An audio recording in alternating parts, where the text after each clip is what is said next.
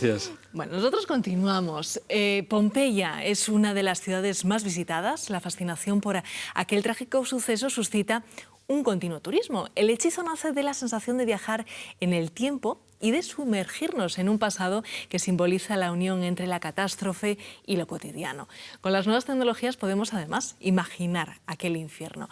El metaverso y la inteligencia artificial han sido utilizadas en este documento para hacernos sentir qué pasó aquel fatídico día y para conocer al militar español Roque Joaquín de Alcubierre, que, como un príncipe de cuento, las despertó para devolverlas a la luz tras un sueño de oscuridad de 500 años.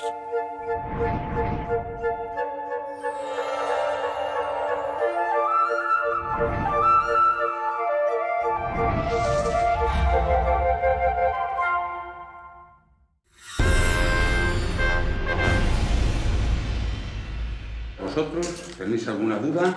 No, perfectamente. Bueno, al trabajador y le protege y le da seguridad y amparo en el infortunio y además le reconoce su derecho de existencia en los casos de... En el siglo XXI, la cultura se aleja cada vez más de los parámetros del doctor Siesta. En fin, en general, de todos los casos que tengan que ver, que tengan una relación con sus seguros.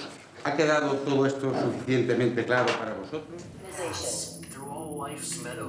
Los museos emplean constantemente nuevas tecnologías y la mirada al pasado es cada vez más ingeniosa. Un ejemplo es la exposición inmersiva Los últimos días de Pompeya. Últimamente hemos oído hablar del metaverso, pero ¿en qué consiste? Bueno, el metaverso es un espacio virtual en el cual, mediante una gafa, tú eres un avatar en el cual puedes interactuar por los diferentes mundos imaginarios. Los argumentos en el metaverso pueden ser infinitos, pero últimamente están en auge aquellos que recrean los mundos del pasado. Así, la exposición Los últimos días de Pompeya reconstruye con ingenios más propios del futuro el ayer. Y el resultado es tal que podemos vaticinar que hurgar en la historia se convertirá en una apuesta segura. Ahora mismo ellos están viendo diferentes escenas romanas, como batallas de gladiadores o una guerra de navíos en el Coliseo, además de carreras de cuadriga. Incluso también están viendo la erupción del Vesubio. Todo ello en un vídeo 360 en el cual tú puedes girar en tu silla y ver diferentes escenas del vídeo. Hemos acercado el objetivo de la cámara a las gafas para que el espectador imagine qué se percibe. Pero el empeño es vano, porque las tres dimensiones, al ser traspasadas a dos, malogran el efecto. Las imágenes que los espectadores de las sillas están disfrutando son las mismas, aunque el efecto de estar inmersos no se puede transmitir. Es como si detrás de su sofá en casa continuara la lucha. Que el nombre de la exposición se llame Los últimos días de Pompeya es un homenaje a la obra literaria de Edward Butler Layton y, por supuesto, a la película del mismo nombre.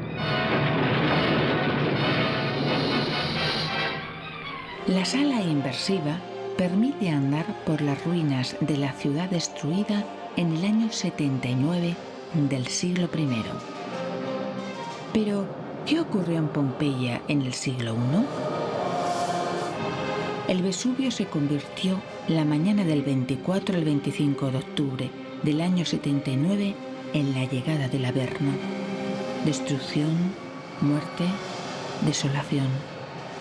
6 nubes ardientes llenaron el cielo de fuego. Las 2 primeras se abatieron sobre Herculano. La tercera golpeó Pompeya. La cuarta aniquiló al resto de los pompeyanos que habían sobrevivido a la lluvia de fuego. Y la quinta sepultó la ciudad. La cercana Estavia resistió un día más.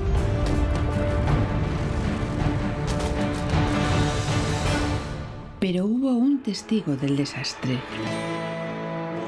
Plinio el Joven, quien fue un abogado, escritor y científico de la antigua Roma. El sobrino narró la explosión del Vesubio y cómo falleció su tío, Plinio el Viejo, autor de Naturalis Historia, tal vez la primera enciclopedia de todos los tiempos. En 37 libros recogió todo el saber de la época, incluyendo los ámbitos de la geografía, la zoología, la botánica, la mineralogía, la metalurgia, la farmacología y la cosmología. Para continuar con la tecnología más actual, hemos generado estas imágenes con inteligencia artificial. La sexta nube del Vesubio alcanzó el puerto de Stabia, donde se había refugiado Plinio el Viejo, quien además de eminente científico era militar romano y estaba al mando de toda la flota del mar Tirreno, donde perdió la vida tratando de socorrer sin éxito a ambas ciudades. Su sobrino, Plinio el Joven, observó la tragedia desde la ciudad próxima de Miseno, para escribir la única crónica que se conserva del desastre.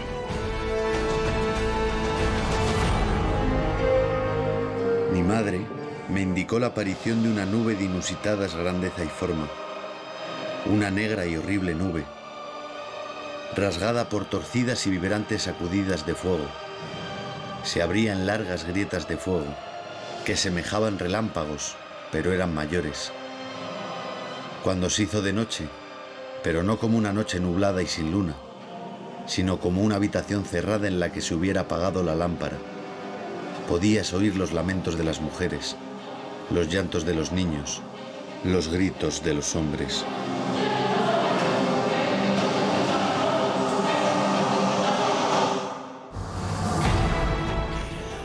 Pompeya, Herculano y Stabia fueron completamente arrasadas. Desaparecieron bajo la ceniza y la lava en apenas 48 horas. Fueron sepultadas y así permanecieron ocultas y olvidadas bajo más de 25 metros de polvo y cenizas 1500 años. Como las princesas dormidas y maltratadas de un cuento, a la espera de despertar al ver la luz. Y las generaciones posteriores las olvidaron.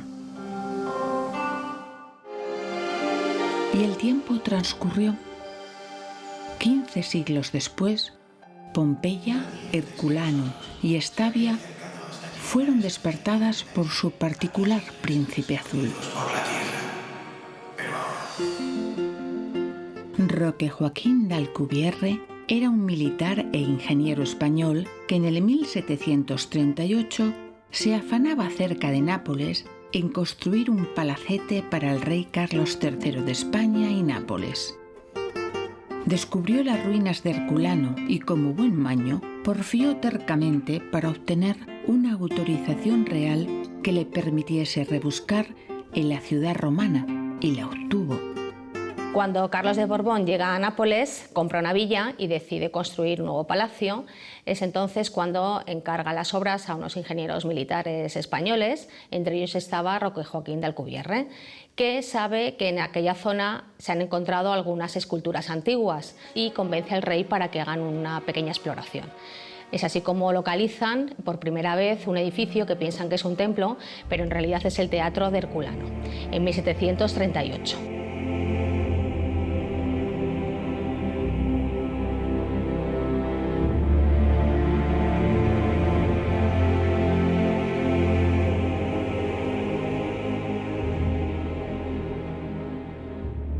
Podemos leer un libro, una parte de un libro, con el siguiente texto. Para llegar a la zona había que atarse a la soga de un cabestrante, traído desde Nápoles, y mediante él bajar todos los días hasta el fondo del pozo, de donde arrancaba una galería subterránea que se iba excavando, y de igual forma se izaban las esculturas. Difícilmente podrá nadie que no tenga gran ánimo y corazón caminar 84 palmos bajo tierra como he hecho, por esas galerías estrechísimas y casi en ruinas. Así lo explica el arqueólogo Giacomo Martorelli de Nápoles cuando se dedica a describir esta situación tan difícil. Hay que tener en cuenta que la única luz que había a tantos metros bajo tierra era la luz de las antorchas. A tanta profundidad había que salir a respirar cada 2 por 3 a la superficie porque se hacía irrespirable el ambiente. En Herculano, tras muchas penalidades, logró el hallazgo de la estatua de Hércules borracho. Más tarde, el teatro de la ciudad y pinturas murales que actualmente se atesoran en el Museo de Nápoles.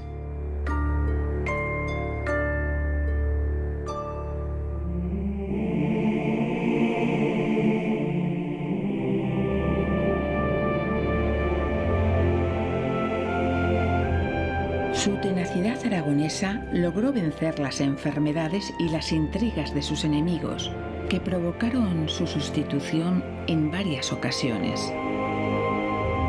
Más adelante, en 1748, comenzará también a excavar en Pompeya, que es el lugar donde hay también noticias de que hay vestigios arqueológicos. Los detractores de Roque no contaban con su tesón y una década después, en 1748, consiguió además redescubrir y excavar Pompeya. La ciudad que habría de cambiar el concepto de la arqueología, al mostrar el congelado instante de la vida sorprendida en un momento por la erupción del Vesubio.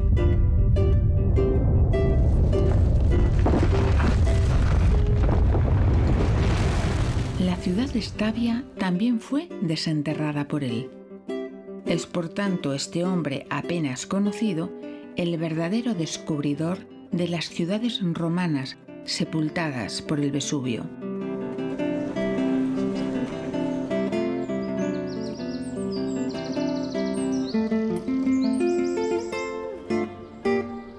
El futuro Carlos III estaba muy interesado en que ese reino de Nápoles destacase entre los restantes reinos europeos y por eso pues, encontró un buen motivo en las excavaciones de Herculano y Pompeya. Y todos aquellos vestigios arqueológicos estaban proporcionando la imagen de un monarca ilustrado, un mecenas de la cultura, que era lo que pretendía también el rey transmitir a su corte. Pero siempre pensó que debía de ser una colección perteneciente al Estado. De hecho, cuando él regresó a España no se trajo nada consigo porque pensó que siempre debía de quedarse en Nápoles. Aquellos restos debían de conservarse en el lugar donde se habían encontrado y pertenecían al reino de Nápoles.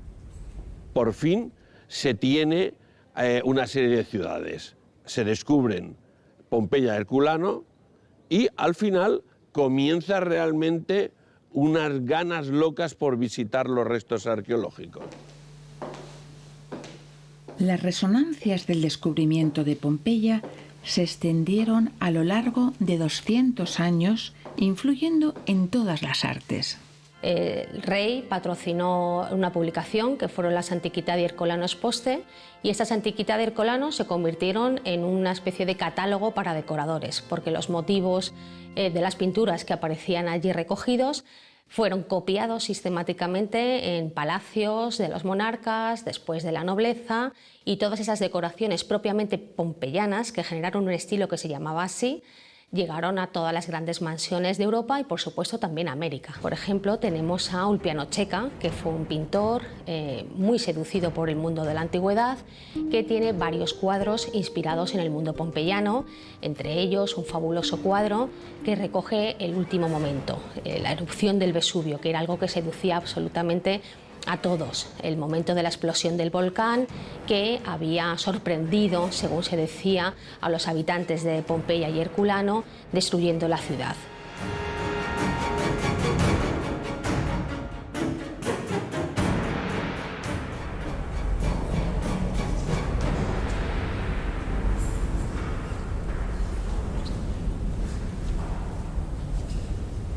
Esta sala es el metaverso de Pompeya, en el cual el visitante, al ponerse las gafas, recrea una batalla a partir de un busto romano y va visitando los diferentes espacios pompeyanos que existían, tanto las saunas como una villa o como una casa romana típica.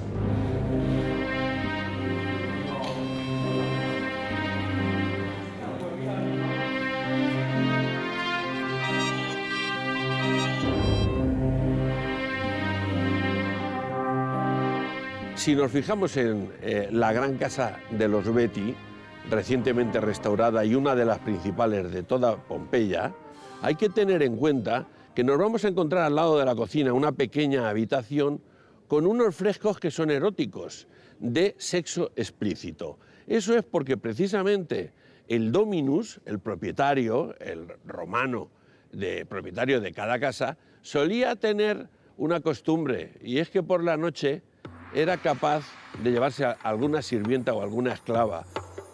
Hay que tener en cuenta que la prostitución era algo visto con mucha normalidad y que el hombre era el que realmente tenía un sexo con mucho placer.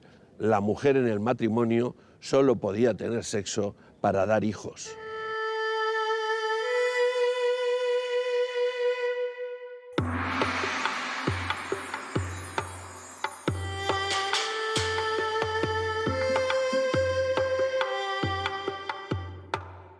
Una de las cosas que más sorprendió a quienes comenzaron a excavar en Pompeya y Herculano fueron los hallazgos relacionados con la sexualidad.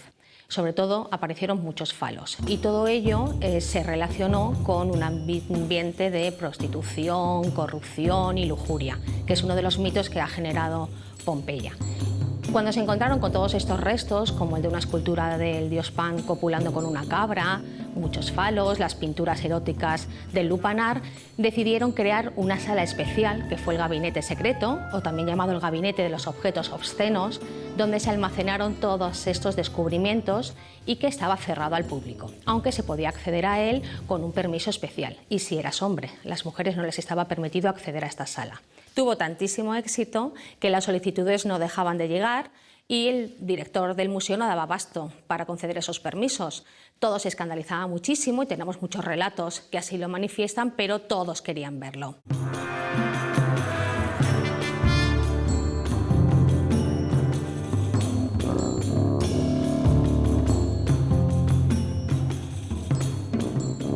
Hay que tener en cuenta que el sexo estaba hasta en las mismas termas.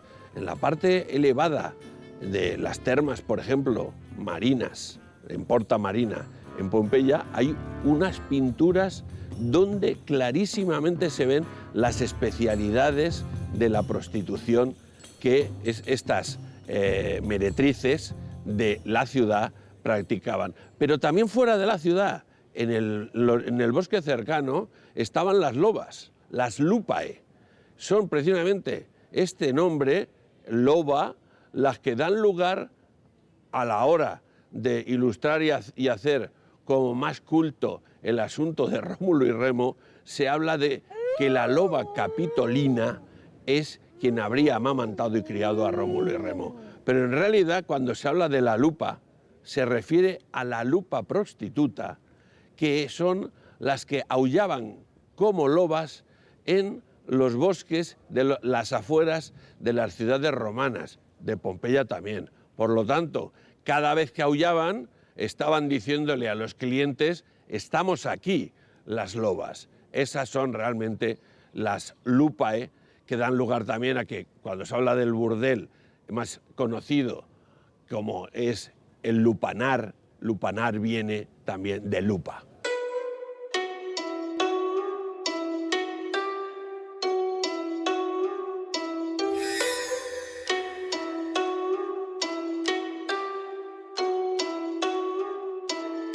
En realidad, no se trataba nada más que de amuletos relacionados con la fertilidad. El falo tenía ese sentido y esas imágenes eróticas tampoco abundaban tantísimo. Sí que es verdad que estaban en el lupanar y se encontraron también grafitis relacionados con las prostitutas, pero nada que fuese diferente a otras ciudades romanas. La única diferencia es que en Pompeya esos restos se habían conservado de manera muy evidente y en mucha abundancia. El nombre completo de la colonia romana de Pompeya era Colonia Venerea Pompeia. Venerea porque Venus era la diosa y en latín Venus es Venere y por lo tanto de ahí van a venir las enfermedades venéreas, de ahí van a venir toda una serie de cuestiones que hoy conocemos. Bien, el que haya en Pompeya tantos elementos sexuales es porque precisamente Venus es la diosa del amor, del sexo, de la belleza y era la patrona y protectora de Pompeya. En Herculano, en 1980, se encontraron bajo los arcos para los cobertizos de las barcas los restos apiñados de los últimos desdichados. Se agarraban unos a otros, indefensos, a medida que las riadas de materia volcánica se precipitaban sobre ellos. Morían abrasados y así quedaron sepultados, convirtiéndose en esculturas silenciosas de las que emanaban gritos.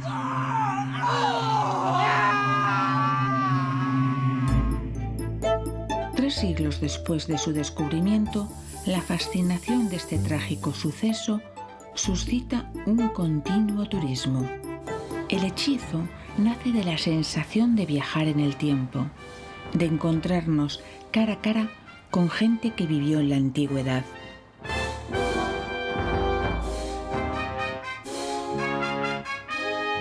Pompeya simboliza la unión entre la catástrofe y la memoria.